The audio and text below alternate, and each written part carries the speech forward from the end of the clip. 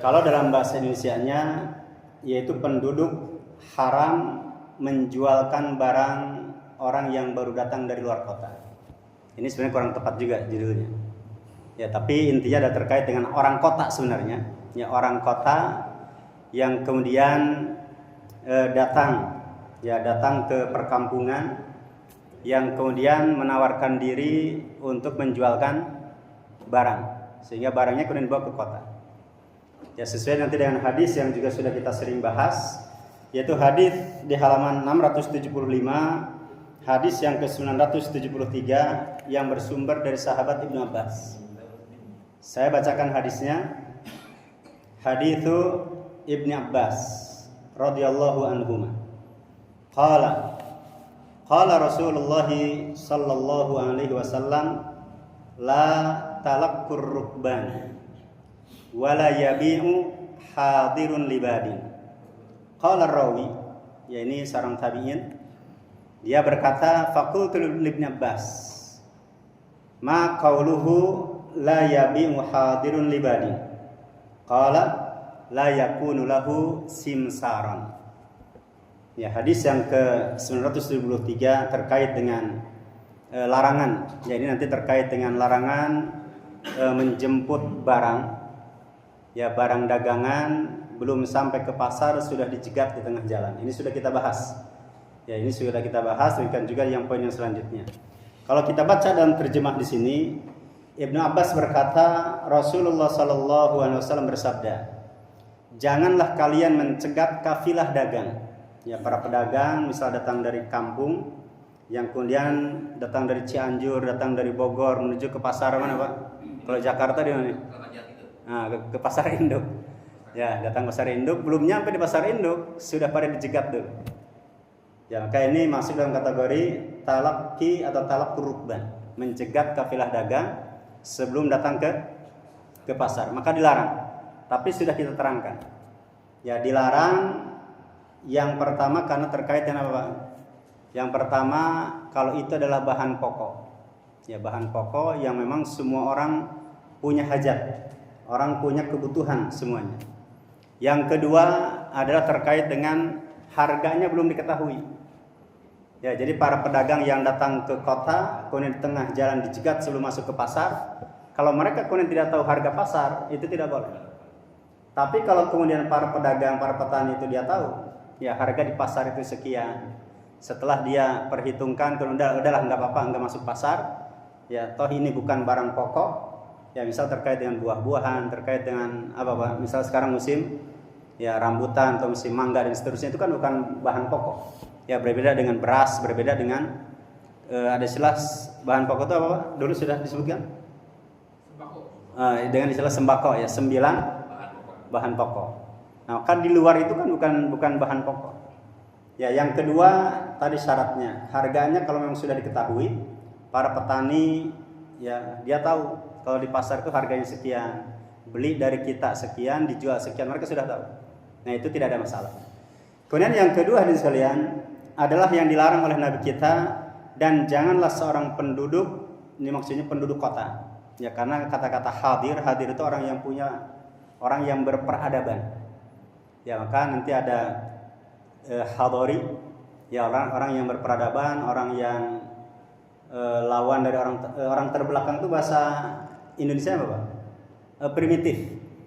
Ya, jadi kata-kata badin itu primitif. Maka ada istilah badui.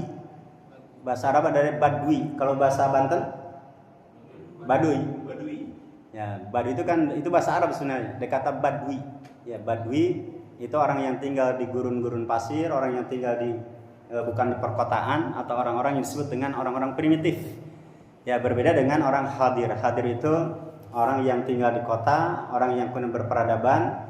Ya, maka Nabi kita mengatakan tidak boleh ya orang kota kemudian menjualkan barang punya orang apa? Ya, orang kampung. Maka ketika kemudian perawi murid dari Ibnu Abbas bertanya, aku bertanya kepada Ibnu Abbas, apa yang dimaksud dengan tidak boleh penduduk kota menjualkan ya barang dagangan orang kampung? Maka Ibnu Abbas mengatakan, la yakunu lahu simsaron. tidak boleh menjadi calo. Ya, tidak boleh menjadi calo, tidak boleh menjadi broker, tidak boleh menjadi perantara, tidak boleh menjadi apa lagi, Pak? Maklar. Ada lagi? Nah, ini hadirin sekalian, ya terkait dengan calo ini juga menarik. Ya, dulu sudah kita singgung, ada maklar atau broker yang kemudian dibolehkan.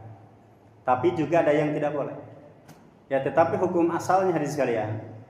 Jadi kalau kemudian hukum asal calo, perantara, maklar dan broker itu yang dijual apa, Pak?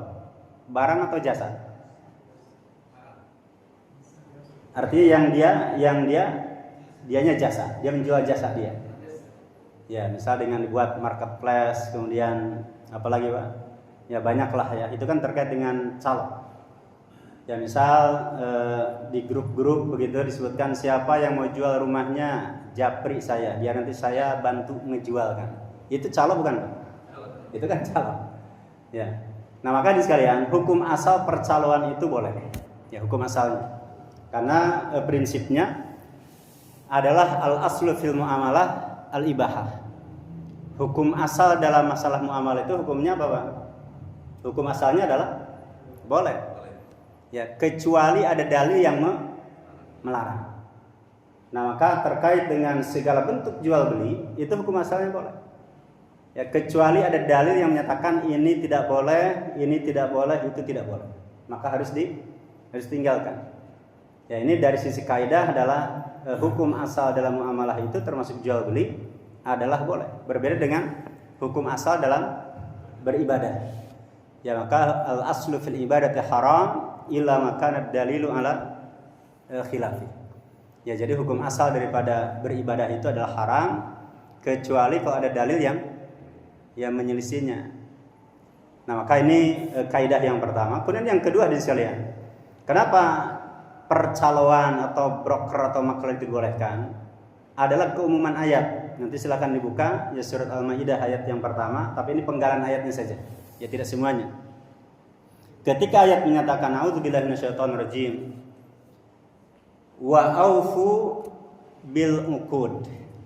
Ya, Allah mengatakan wa aufu bil uqud, dan tepatilah janji. Jadi ketika seseorang mengatakan, "Pak, saya punya motor. Tolong jualkan." Ya, nanti dari saya dapat komisi. Misal disebutkan, anggap sajalah ya karena motor, misal komisi dari saya 500.000 atau 1 juta. Itu kan bagian daripada janji. Ya, termasuk nanti terkait dengan akad. Ini bagian daripada akad, maka Allah katakan aufu bil uqud. Ya, hendaklah kalian wahai orang yang beriman tepati janji-janji kalian, akad-akad kalian. Ketika kemudian kita meminta bantuan seseorang, kemudian sudah jelas ya, sudah deal, nanti dari saya dapat 1 juta. Kan nanti ini akan kita bahas nanti. Apakah harus disebutkan nominal ataukah persentase? Ya, ini nanti ada silang pendapat di antara para ulama. Kan di antara kita kan suka menyebutkan, Bang. Nanti jualkan barang saya, nanti dapat 2%, dapat 2,5%, bahkan ada yang katakan dapat 3%. Kalau lakunya minggu-minggu ini kalau ada yang bisa melakukan barang saya kasih 3%. Nah, itu kan menggunakan persentase, bukan dengan nominal yang pasti. Ya, berbeda dengan mengatakan kalau laku nanti saya kasih 1 juta. Itu kan sudah jelas nominalnya. Nah, ala kulli hal sekalian. Maka dari sisi ayat jelas ayat menyatakan ya ini terkait dengan hukum asal daripada broker tadi. Ya, perantara atau calo itu adalah surat Al-Maidah yang ke-1, kemudian juga hadis Nabi. Ya, di mana Nabi kita Nabi Muhammad sallallahu alaihi wasallam disebutkan nahan nabiyyu sallallahu alaihi wasallam an istijaril ajir hatta yubayyana lahu ajrahu atau ujratahu. Ya, jadi ada hadis Nabi yang kemudian disebutkan dalam riwayat Imam Ahmad, Nabi Muhammad sallallahu alaihi wasallam melarang menyewa. Ya, melarang menyewa calo, ya, atau orang yang suka menjual sewaan kecuali setelah diterangkan dulu berapa nominal, kecuali setelah dijelaskan berapa komisinya. Ya, jadi nggak boleh misal mengatakan, Pak saya punya mobil, tolong jualkan, udah nanti gampang, saya akan kasih komisi, tapi tidak dijelaskan berapa komisinya. Nah, maka dalam Islam harus jelas. Ya, dalam Islam harus jelas berapa bagian orang yang calok tadi. Ya, jangan sampai kemudian ngambang. Ya, ketika misal mobilnya, apalagi mobil mewah Pak ya, kan sudah angkanya sudah ratusan juta gitu kan. Ketika kemudian diberi, ya diberinya hanya sedikit. Nah, maka dalam Islam sudah ada antisipasi dini. Ya, jadi hadis yang tadi kita sebutkan itu merupakan sadud dzari'ah, pencegahan dini. Jangan sampai kemudian ada orang yang merasa terzalimi.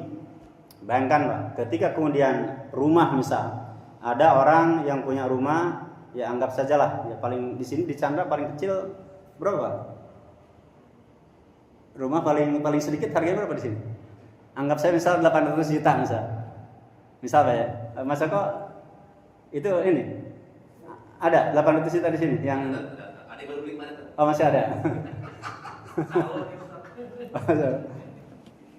Ya, misal anggap saja 800 juta laku, dikasih hanya 1 juta misal, kira-kira gimana Pak? Nah, dia ya berujungnya apa? Dia akan kecewa, dia akan marah, dia akan kemudian yang grundel, kemudian ngomongin lagi ke yang lainnya. Ya, dalam Islam itu sudah dicegah sebelum terjadi. Ya, jadi mau tidak nih kalau laku rumah saya, kalau misal dalam 1 pekan yang laku udah 3% saya kasih. Itu kan semangat tuh. Ya, dia semangat, kemudian jelas ya, dia bagiannya sudah jelas. Atau misal mengatakan sudah ini dari saya 800 juta, silahkan boleh di-up, tapi tetap dari saya dapat juga. Itu juga dibolehkan. Dulu sudah kita bahas ya terkait dengan 3 jenis bentuk calo itu. Yang pertama ya adalah menjual sesuai dengan harga yang kita beri dan nominalnya kita kasih. Misal 800 juta Pak, tolong jualkan 800 juta, nanti dari saya dapat 2,5%. Itu yang pertama. Hukumnya boleh. Ya, atau yang kedua mengatakan Pak ini harganya dari saya 800 juta, kalau mau di-up silahkan. Ya, tapi tetap juga dapat dari saya. Nah, yang tidak boleh adalah ya yang tidak boleh Pak ini tolong jualkan harga rumah saya 800 juta, ya jualkan. Nah, si orang ini meng-up tapi tidak ada komunikasi.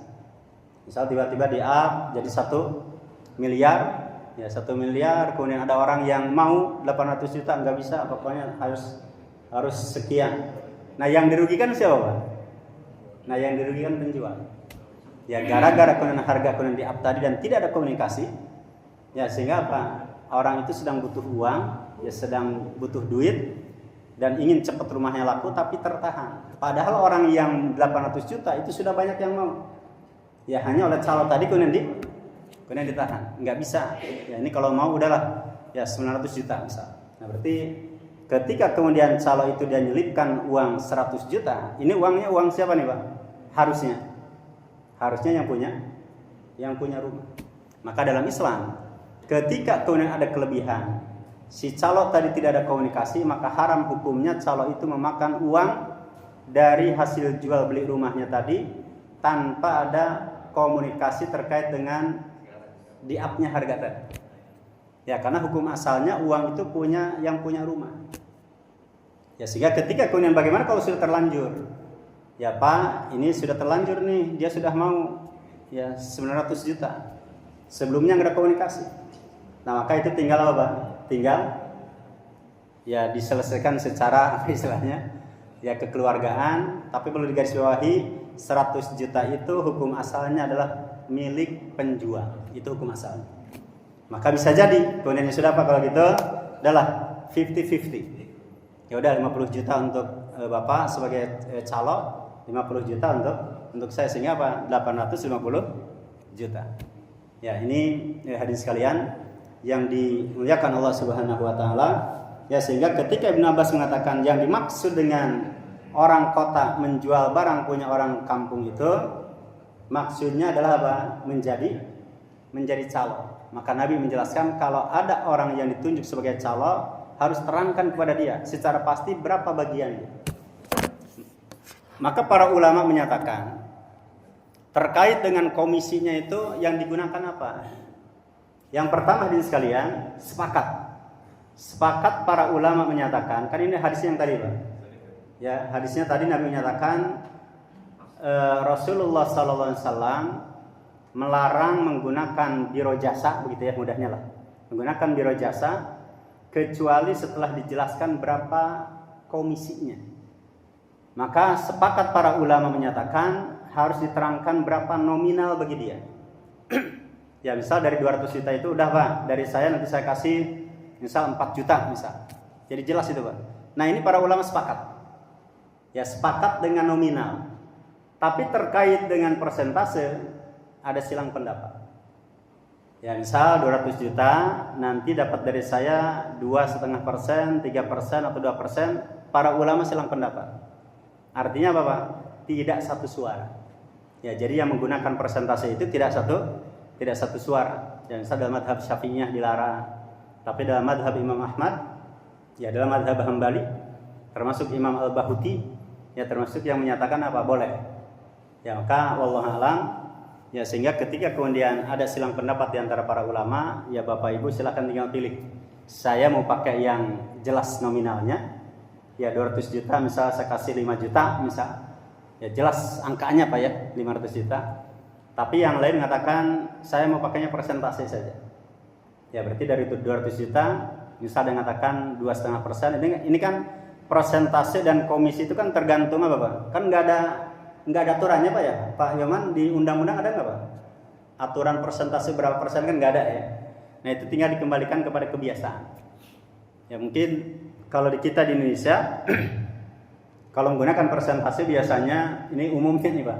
Ya secara tradisi Indonesia dari 2% sampai 5%. Itu biasanya. Ya maka ada yang pakai 2%, ada yang 2,5%, ada yang 3%. Tetapi yang kita tekankan di sini hadis sekalian, penggunaan persentase itu di antara para ulama terjadi silang pendapat. Ya, terjadi silang pendapat dan wallahu a'lam. Ya, secara pribadi saya memilih pendapat yang kedua yang menyatakan boleh. Ya, menyatakan boleh karena pada akhirnya baik yang dengan nominal maupun yang dengan persentase ujung-ujungnya bisa ada titik temu. Ya, ketika saya mengatakan bahwasanya dari 200 juta misal dengan 4 juta atau 5 juta, nanti kan tinggal digunakan persentase kira-kira berapa ini. Ya dari 200 juta itu untuk 4 juta atau 5 juta itu berapa persennya kan bisa bisa di ini Pak ya, bisa di apa namanya? Ya bisa di otak-atik. Nah, ala kulli hal sekalian yang dimuliakan Allah Subhanahu wa taala, ya maka terkait dengan percaloan ini ya dari sisi dalil jelas boleh. Dari sisi dalil. Yang kedua hadirin sekalian, dari sisi realitas. Dari sisi realitas banyak orang itu yang tidak bisa menawarkan barangnya. Ya bisa jadi karena faktor apa Pak? Karena faktor gaptek. Kan banyak Pak orang kaya tapi kayaknya nggak bisa tuh.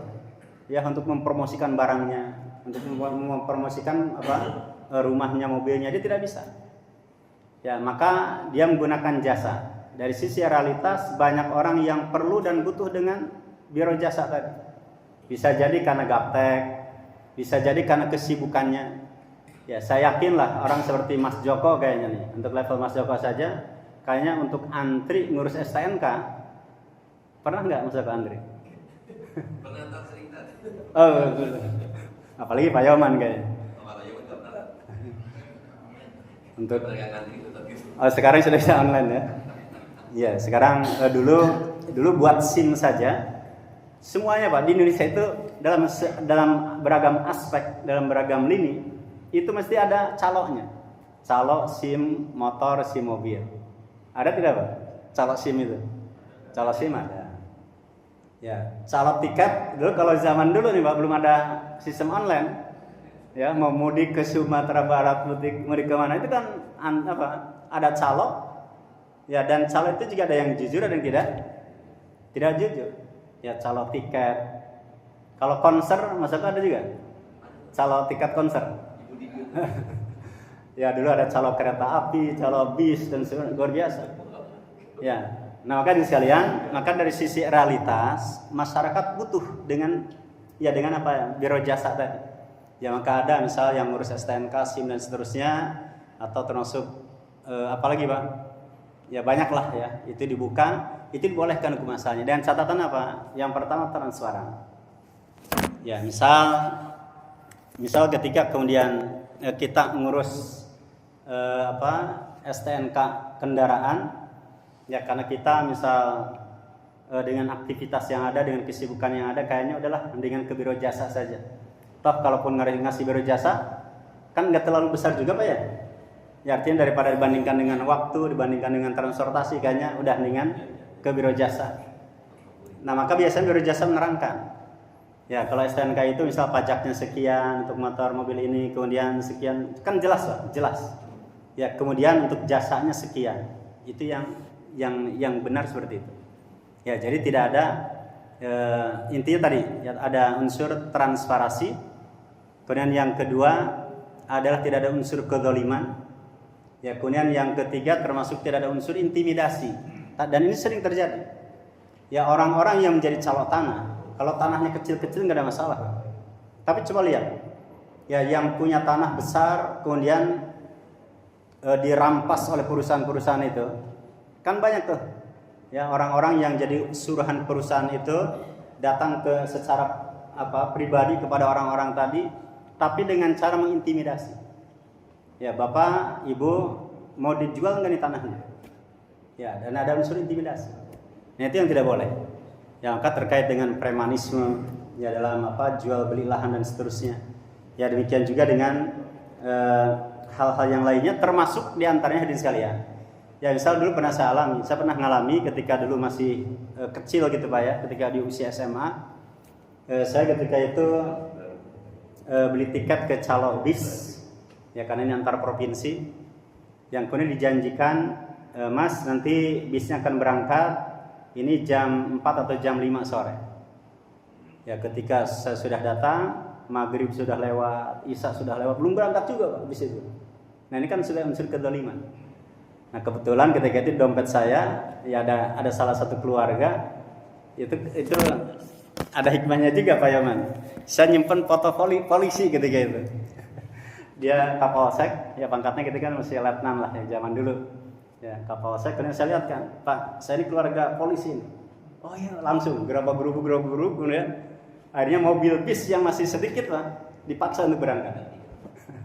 Jadi kan dampak dari kezaliman ya terkait dengan dalam dunia percaloan tadi. Demikian juga hadirin sekalian, ya jelas tidak boleh ada unsur intimidasi, unsur kezaliman, termasuk ada unsur apa?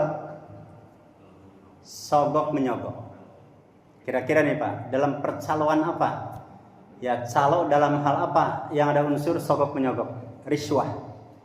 Misal ada calo terkait dengan jual beli jabatan. Ya ada yang jual beli jabatan, kan otomatis Pak, ketika kemudian ingin menempati posisi tertentu, ya apakah kemudian free, gratis atau harus bayar dulu Pak? Kan harus bayar. Nggak usah jauh-jauh. Ya misal ada artis yang terlibat calo terkait dengan ya dia punya akses ke orang dalam, misal dia ada jenderal gitu. Ya kemudian nanti anaknya bisa diterima di Akpol, bisa diterima di Akmil. Itu kan jumlahnya miliaran tuh Pak. Itu calo bukan itu Pak? Itu kan calo. Ya betul ya. Kan ada yang begitu kan? Ada yang calo jabatan, calo kemudian dalam dunia kerja seperti itu. Ya maka ini yang dimaksud oleh para ulama, dibolehkan simsarah atau samsarah terkait dengan percaloan itu. Tapi ingat syaratnya, tidak boleh ada unsur apa? Riswah. Ya tidak boleh ada unsur sogok menyogok. Ya dan ini terjadi banyak dalam dunia, baik dalam dunia pekerjaan, ya dan bahkan mungkin nanti ada istilah di kita di Indonesia itu ya terkait dengan ada namanya gratifikasi. Gratifikasi itu apa? Intinya orang yang punya jabatan, ya yang kemudian dengan jabatannya itu dia gunakan ya untuk misal memperkaya dirinya, entah dengan kemudian bisa mempromosikan orang, ya kemudian nanti ngasih hadiah begitu, ya maka ini dalam undang-undang kita saja di Indonesia termasuk yang tidak dibolehkan. Betul ya Mas Yuta ya? Gratifikasi tidak boleh kan? Ya, tidak boleh. Ya kan ini masuk bagian daripada jenis riswah. Ya demikian juga hadirin sekalian. Dalam percaloan itu tidak boleh juga yang ada unsur ihtikar. Ya, ihtikar itu ini apa namanya? Memonopoli atau bukan monopoli, apa namanya? Menimbun. Sama ya, monopoli dan menimbun? Oh, beda ya. Nah, misal dia termasuk tadi ada unsur menimbun. Ya, dia timbun dulu dan ini merupakan kebutuhan pokok. Ya, yang kemudian dia lepas. Yang jelas hadirin sekalian, Nabi kita disebutkan dalam hadisnya, ya nahan nabiyyu sallallahu alaihi wasallam anil ihtikar. Ya Rasulullah SAW kemudian melarang ya jual beli bisnis, termasuk juga terkait dengan jual beli jual jasa ya yang ada unsur kemudian monopoli, ya demikian juga terkait dengan ada unsur kedzaliman. Baik, yang selanjutnya adalah hadis yang ke 974. Ya ini isinya sama, hanya beda sumbernya. Kalau yang di atas yaitu bersumber dari sahabat Ibnu Abbas, sementara yang kedua adalah bersumber dari sahabat Anas bin Malik. Ya, saya bacakan hadisnya. Haditsu Anas bin Malik radhiyallahu anhu qala nuhina ayyabi'a hadirun libadin. Ya, jadi sahabat Anas menyatakan kami dilarang bila seorang penduduk kota menjualkan barang dagangan ya bagi apa pendatang atau bagi para petani yang berasal dari desa, dalam arti adalah calo. Ya, jadi kalau yang hadis yang kedua ini jelas Nabi kita Nabi Muhammad SAW melarang ya terkait dengan percaloan, tapi ingat ya, calo yang bagaimana. Jadi tidak semua bentuk calo dilarang. Ya, karena tadi sudah kita terangkan hukum asal calo boleh, ada ayatnya, ada hadisnya. Bahkan dalam hadis para sahabat mengatakan kunna nusamma fi ahdin Nabi sallallahu alaihi wasallam bisamsara. Kami yaitu para sahabat yang suka menjual jasa pada masa Rasul itu disebut dengan samsara, para calo. Artinya apa, Bang? Percaloan, broker zaman Nabi sudah ada belum? Zaman Nabi sudah ada. Jadi para sahabat menyebut diri mereka yang suka menjual jasa itu disebut dengan samsara, ya para broker, para calo. Jadi bukan profesi yang bukan terhina. Ya, jadi jasa itu yang menjual jasa bukan sesuatu yang hina. Justru apa? Itu sudah ada pada masa Rasul. Yang kemudian fasammana, famarra bina Rasulullah sallallahu alaihi wasallam fasammana bi ahsana bismin ahsana minhu. Coba kita lihat. Ketika para sahabat mengatakan kami dulu yang suka menjual jasa ini, kami biasa menyebut kami dengan broker, ya atau dengan apalagi maklar. Kan kesannya si fulan broker, si fulan maklar. Kesannya kayaknya apa, Pak? Kayaknya tuh hina gitu. Padahal enggak. Itu sudah ada pada masa Nabi. Yang kemudian ketika Rasulullah lewat, ya melewati kami para maklar ini, fasammana bismin huwa ahsana min. Lalu Nabi melabel kami, Nabi memberi nama kami yang jauh lebih bagus lagi. Luar biasa nih, Pak. Apa kata Nabi? Ya ma'syar tujar. Ya, Nabi mengatakan apa? Wahai para pedagang, wahai para pebisnis. Ya, jadi intinya broker, maklar apapun lah istilahnya, ya calon dan seterusnya, yang perlu kita garis bawahi bukan pekerjaan hina. Ya, selama apa sesuai dengan kaidah-kaidah dalam Islam. Bahkan itu mulia. Bahkan Nabi itu langsung, Pak, menyebutnya dengan wahai para pedagang. Ya ma'syar tujar. Ya, Nabi mengatakan wahai para pedagang, sesungguhnya dalam bisnis itu suka diiringi dengan terselip di dalamnya ya ada kata-kata, ada perbuatan yang sia-sia. Kadang-kadang juga melontarkan sumpah yang harusnya tidak usah keluar sumpah, ini dikeluarkan sumpah. Ya misal mengatakan sudah bagus ini barang, tapi dia tetap mengatakan demi Allah ini, ya dikit-dikit demi Allah, dikit-dikit demi Allah. Ya jadi dalam dunia bisnis itu, ya Nabi mengatakan dalam bisnis, ini sebenarnya ada tripod hanya lupa, saya nggak ke bawah. Ya jadi dalam bisnis itu Nabi menyebutkan ada dua hal. Yang pertama suka keluar kata-kata yang sia-sia, kan suka begitu Pak ya, orang kadang pedagang itu kan begitu Pak. Ya dia ya dunia marketing ya, istilahnya kadang keluar kata-kata yang harusnya tidak keluar. Ya sebenarnya perkataan itu sia-sia tapi kemudian keluar. Atau kadang apa kata Nabi, kadang dalam jual beli itu dalam bisnis juga ada sumpah. Ya kadang sumpah itu juga tidak penting. Maka Nabi mengatakan fasyubuhu bis sadaqah.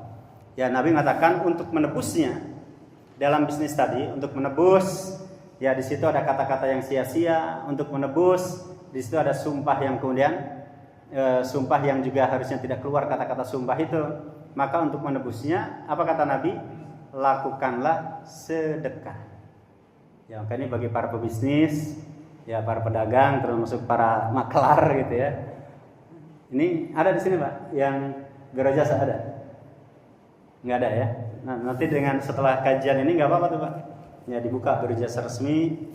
Ya dan itu sebuah profesi yang mulia. Ya, profesi yang mulia, profesi yang kemudian zaman Nabi juga sudah ada, ya dan itu sudah diakui. Bahkan akan pentingnya profesi terkait dengan calo atau maklar ini, itu sampai hadisnya dibuat bab khusus Pak ya, bab terkait dengan as-samsarah. Nanti dalam buku fikih, dalam buku hadis mesti ada tuh Pak. Ya ada pembahasan tentang as-samsarah terkait dengan jual jasa.